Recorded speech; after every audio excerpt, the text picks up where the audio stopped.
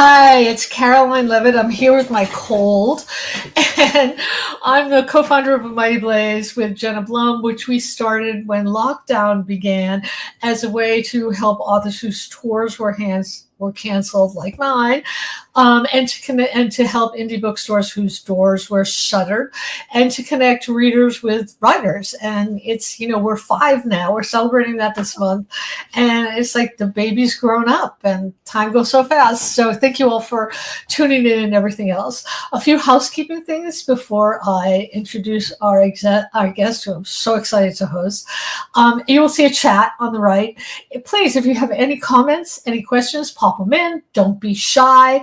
I've given you a link so you can buy. Our guest today is Ada Calhoun, and I've got a link up there. So all you have to do is click on it, and it'll take you to all of her books, and you can buy them, and you can buy them for your friends too.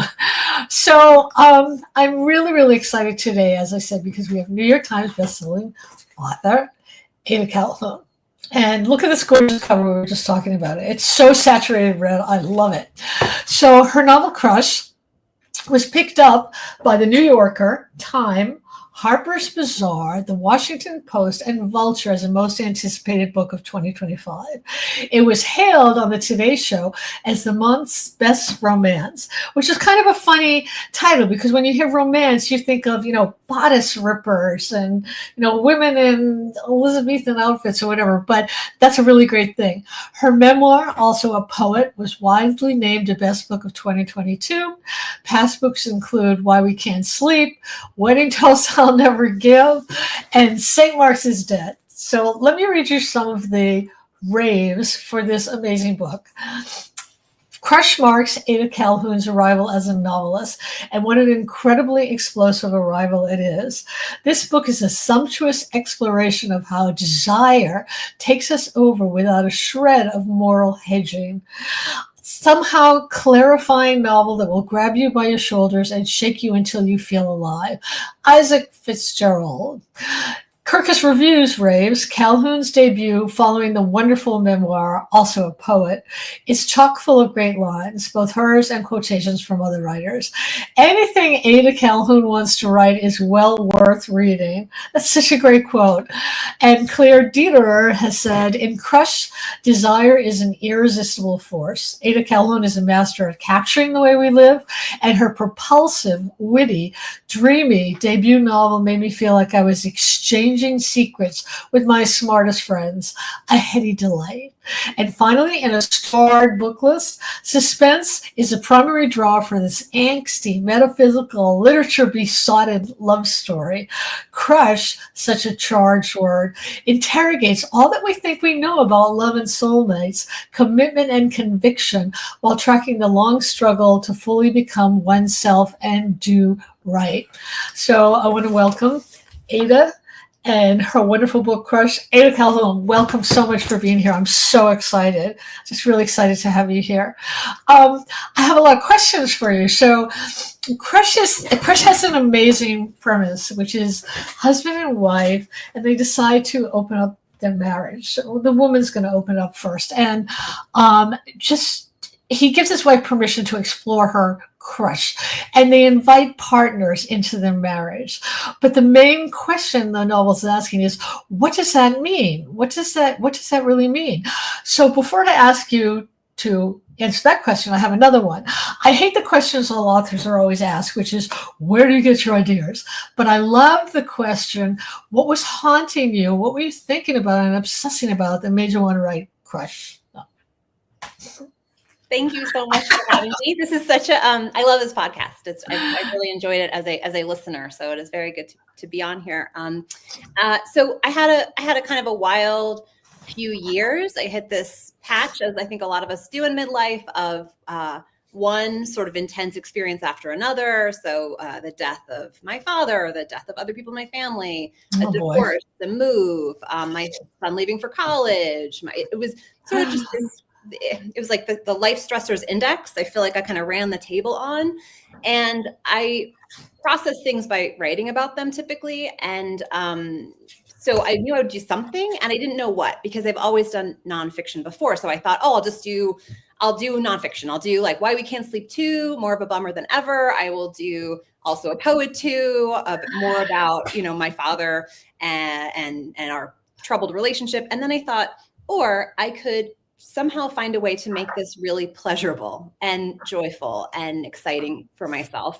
And so I turned it into a novel with an arc and a romance, and I packed it full of all these literary references, because there's nothing I like doing more than just sitting in a library and picking a topic and like plowing through 100 books. And so I thought what was so interesting to me about going through all of these intense things was I just found like grief and love were so intertwined, and the two themes of my life for those years. And I wanted to write something about the ways in which they go together. And the more grief you feel, the more joy and love you're able to feel, and vice versa.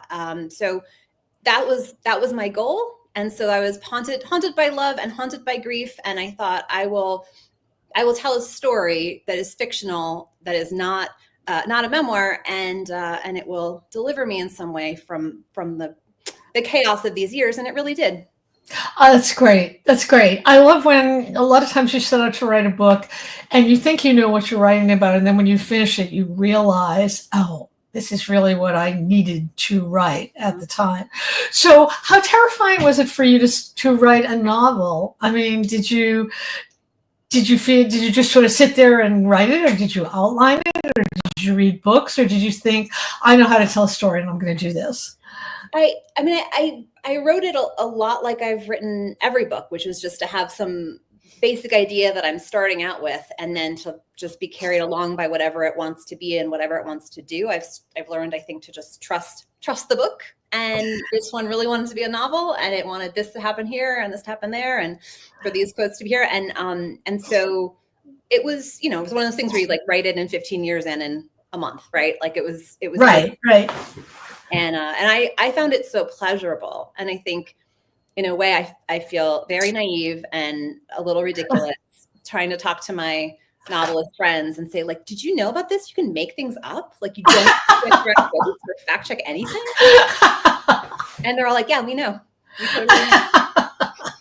That's really, you should put that on a t-shirt. So let's talk about the very word crush. What's so alluring about that word? As soon as somebody says crush, it conjures up all sorts of things, from, having a crush on a movie star, to having a crush on someone at the office and you're not supposed to, or just, being a young teenager in love and having a crush.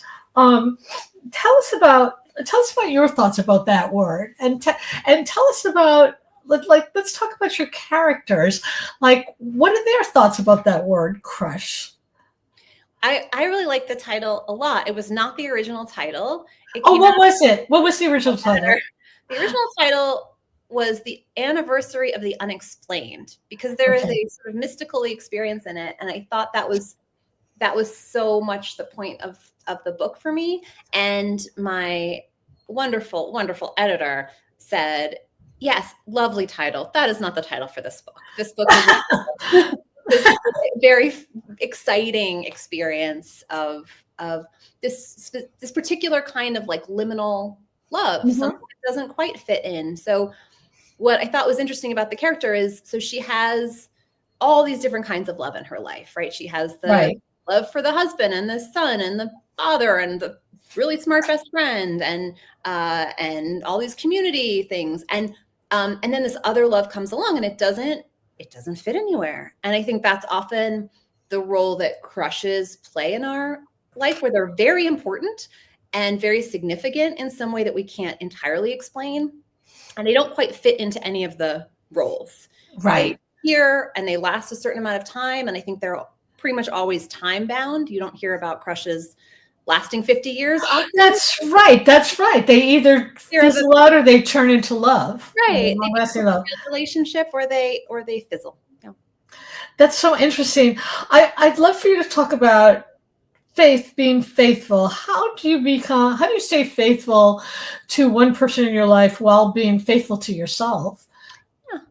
I think that's one of the big questions of the book, is about fidelity and about loving people well. And if you are loving all the people around you well, maybe sometimes you forget that your primary responsibility is to love yourself. And sometimes those things come into conflict, where in putting other people's needs first, you wind up subverting your own desires, your own hopes and dreams, your own energy. And I think so many women who've read the book, who've written to me, have said that that was the thing they related to most, maybe, that they were good girls or teachers' pets and working so hard and trying to be all things to all people. And that there's something about the evolution of the character in this book that is liberating. It is liberating. I mean, don't you find that when I think of all the crushes I've had, there's something really energizing about it. It's and it's actually a state where I don't think I would want to be in the crush state for a long period of time, because it's like happy torture. Where you're thinking about name for the book would be very good. Yes. So I wanted to know, our desires can change. What we want for 20, for example, isn't what we would want at 80.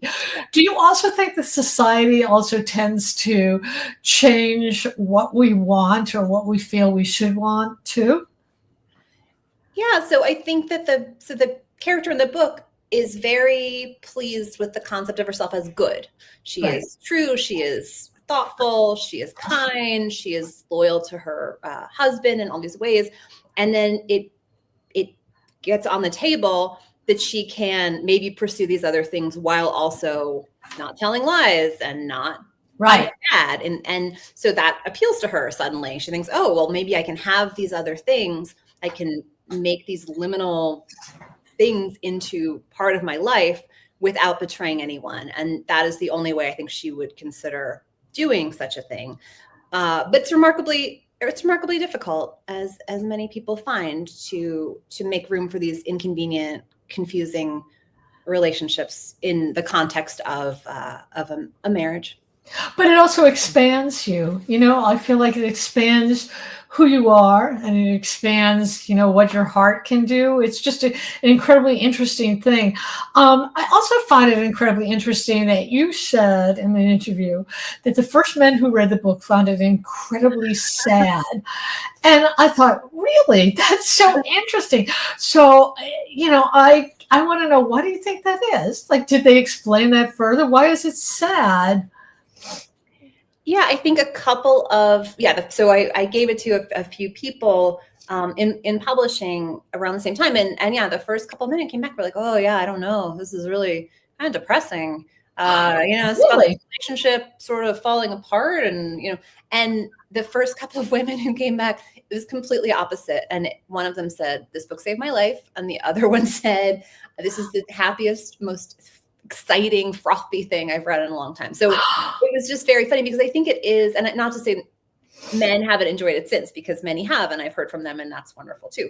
But a lot of women, I think, relate to something about the way the character is trying to learn how to be true to herself. And maybe it's not the same journey that most men who are raised in this generation have taken in the same way. I think they have similar stories, but this is something about being raised, especially as a Generation X woman, which I am, to kind of do everything, try to do it all perfectly, do it without support. And there's a real emphasis on independence, I think, and self-sufficiency, and being a self-cleaning oven and all of that. And so the book kind of interrogates that goal we had for ourselves. Is that what we mean? Yeah. I also want to know, did any of the men who said that they had thought it was sad get back to you since it's been published? I said, I was wrong. I was totally wrong. I mean, it is sad if what you think is most valuable is preserving certain structures, right? If certain structures are very valuable to you, and I think they are very valuable to a lot of people, and they should be, because there's a lot of intrinsic goodness to having love in certain ways that feel safe and secure. But no, I think there are different priorities that the character has by the end of the book. Okay. You said another quote. I have so many quotes from you. You said that marriage, the first 20 years are the hardest. And that sort of stuck me, because I always say, well, I always say a short story is like a crush, where a novel is like a marriage.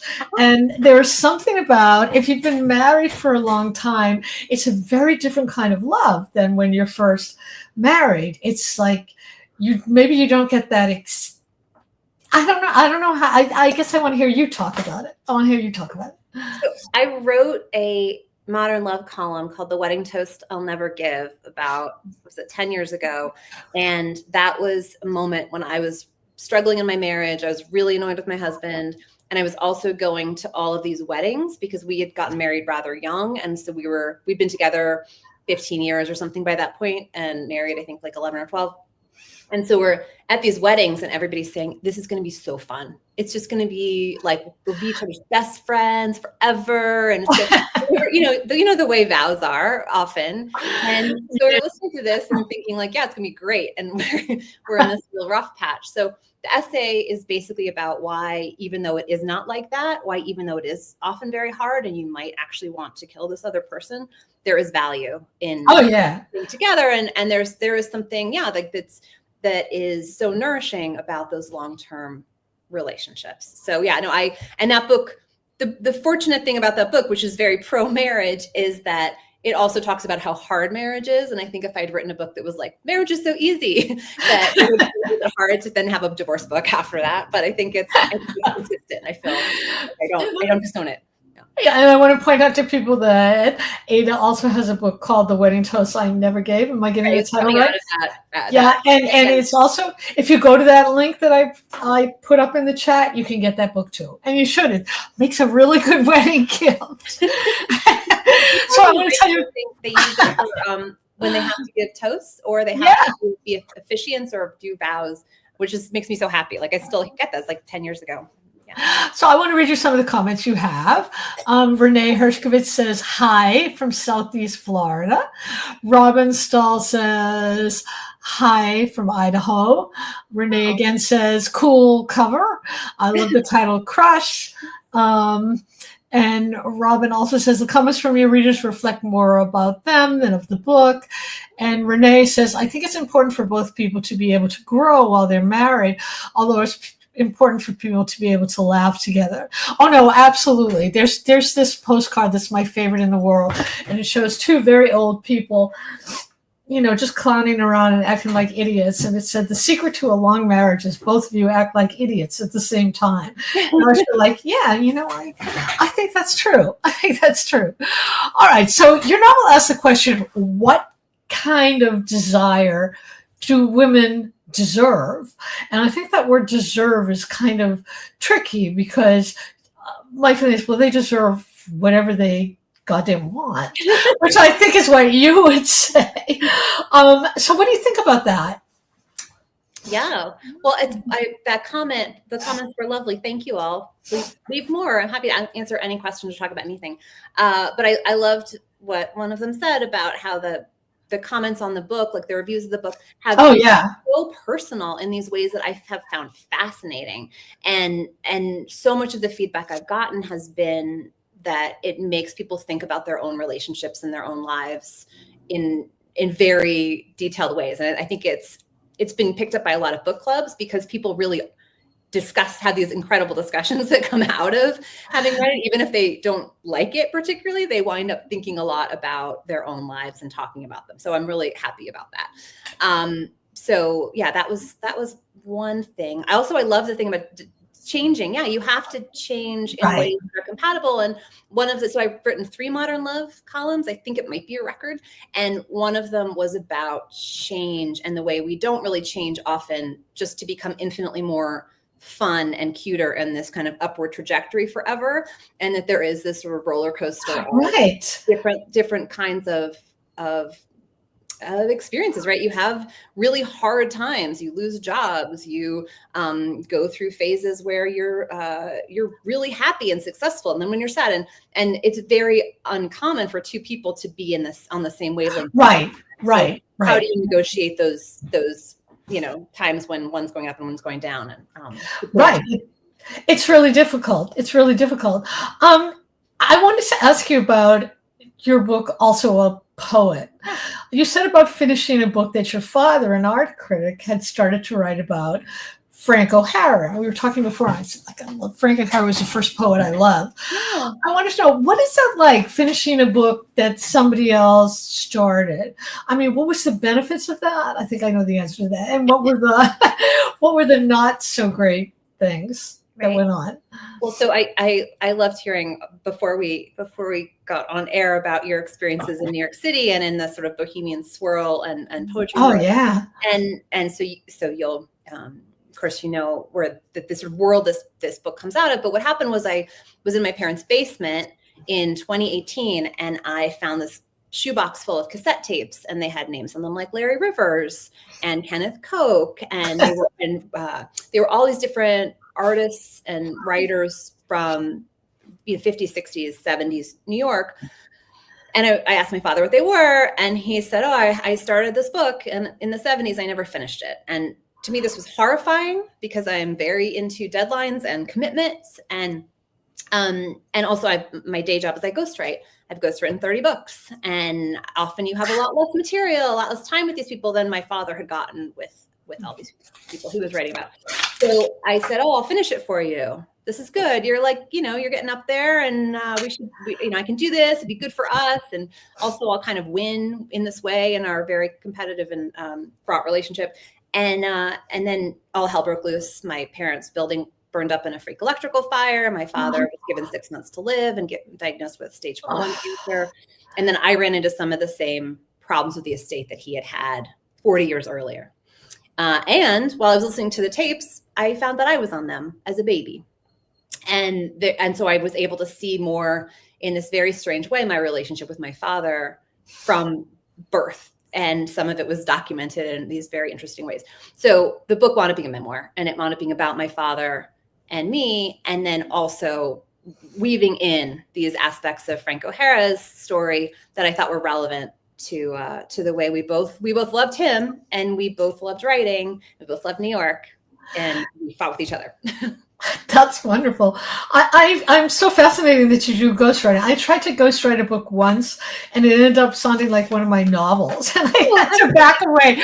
So I have many questions for you about ghostwriting. How do you manage to do it without making it an Ada Calhoun book? Yeah, it's a good question, and it has not been a problem because it's really important to me that it's their book, that I'm just midwifery, service. Right. So it is really about, so I tape them, right, and I transcribe it, and then I get it in my head. It's almost like learning a language. You learn the person's voice and language, and then you can kind of fill in wherever you need to. But basically, I always try to make it as much things that they've said or written themselves as possible. And I try to make sure that whatever I'm adding is something that they would say if they knew that you needed a sentence between these two things. And then they read it, and then they tell me where I get it wrong. And I have no ego involved in this kind of work. So I'm very happy to learn they would never use the word, coffee maker or whatever it is. And then you fix it. And then, they usually, when they read it, they think, "Oh, wait, I didn't tell you the story about this." And then they either write it up or they say it, and then we fill it in. And then I help them work with the editor and kind of shepherd them through the publishing process, which, a lot of people who are very successful at other things don't also know how to deal with a copy edit. Right. That's right. You have a question about that? Hold on. How does a person become a ghostwriter? Hi, Renee.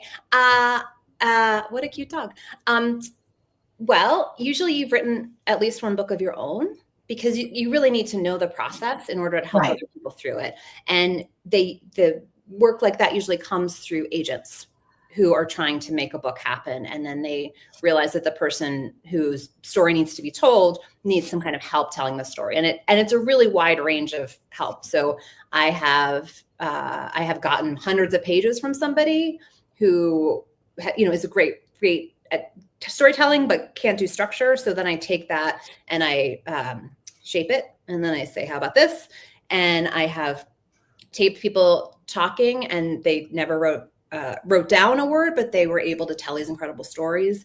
And so different combinations of that. But and I really think that there is no stigma to having help, because there is not a book Oh, no. that doesn't have some degree of help from an editor, from proofreaders, from fact checkers. And this is just a little extra help sometimes from this outside person who's not with the publishing company, because there is usually the stakes of that book are high because it's somebody everybody wants to hear from.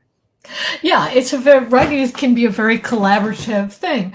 Oh, you got another question. Great, thank you. Oh, wait, that's the wrong one. Sorry, I'm sorry. This is the right one. Do you feel your writing suffers with deadlines? Oh God, no. I mean, that's part of the job, right? Is having deadlines. I'm so grateful for deadlines, and I'm a big believer in better done than perfect, because there's no perfection, right, outside of death. And so I love to have a deadline, and it helps me structure my life. And I'm grateful for it. And there's somebody else said to me, art loves chains, and I think that's really true. I think if you have infinite time, and you won't do anything. Well, yeah, that's good for me. Maybe some people benefit from it, but not me. Yeah, I think deadlines are really important too. I always ask this question because, again, as one of the people here said, the questions show more about the person asking them than about you. I'm an obsessive person, so I want to know what's obsessing you now and why. Oh, me too, and I feel like it helps me be organized. Is sort of compulsive, like, arranging and stacking. Thornton Wilder, I'm like on this big Thornton Wilder kick. I've just been like reading all his books. Oh, great. Because I took a friend of mine who was visiting from London to our town on Broadway, and he had never seen it, and I had seen it many, many times, but this production was especially great. And I thought, wait a minute, we were like reading the program. I was like, oh wait, was a novelist too. He won a Pulitzer, I think the same year or something, right around the same time, for a novel and a play. And so I was like, oh, I'll start reading. And then I read The Bridge of I don't know if it's San Luis or San Luis Rey. And it was one of the most mind-blowing reading experiences of my life. And then since then I just read the Kabbalah. And so, it's been great. I love it. You have another question too. Thank you for these questions. Could you give an example of your day, night, please? How do you spend your days? I would say they're all totally different. So that is one of the things I love most about being able to write, is that I have days where I just hang out with my family, like my kid or my stepson, or where I go see friends, and we just like sit and have long lunches, and I go walk around the city. And then I have days where I wake up at 6 a.m. and I start writing, and then I write until midnight. And they happen sometimes, and it's, and I just get completely, talk about obsessive. I just get like, I don't want to do anything else. And I don't want to see anybody or do anything except that. And so every day is different. But I would say usually I am either at my house in my office or at the New York Public Library, where I go at least, once a week or so. And I have a little special room, and I'm just on my laptop. And then at night, I usually go see friends. I have one last question, which is, I think you should have answered it though, which was, somebody asked me this in an interview, and it sort of stopped me short because I thought that's such a weird question, but I guess it isn't. What's the most fun thing that you do? The most fun? The most fun, yeah. Well, I babysit for my friends' babies because my kids are now 6'5" and 6'3" and off in their own lives. And so I find myself really missing having little kids around. And so I have this army of godchildren, and I ask for them. I just say, can you bring one of them over? and fortunately they like being at my house or like going to the park. And so I'm able to have all these little kids in my life, and that has been just such a gift. So that's the most fun, I think. Oh, that's fabulous. Yeah, whenever we're walking around and we see a little kid, I always want to scoop them up. And my husband always says, you can't do that. The parents aren't going to like that. You're not allowed to do that. Okay, so I want to show this gorgeous cover again. Thank you. Crush. It's a beautiful, beautiful book. And I want to remind everybody out there, I put a link up. All you have to do is click on it, or you can remember bookshop.org. It really helps indie bookstores, and it'll get you any book you want and tell you where to get it. Or you can just walk into your favorite indie, and that's great. Thank you all for being here and for asking questions and saying comments. That's really a great thing when you do that, and we all love it. And I want to thank Ada Calhoun so much for being here. This was just amazing. And we'll see you all next time. And Ada, you stick around. Everybody else, I'll see you next time. Thank you so much. Thanks.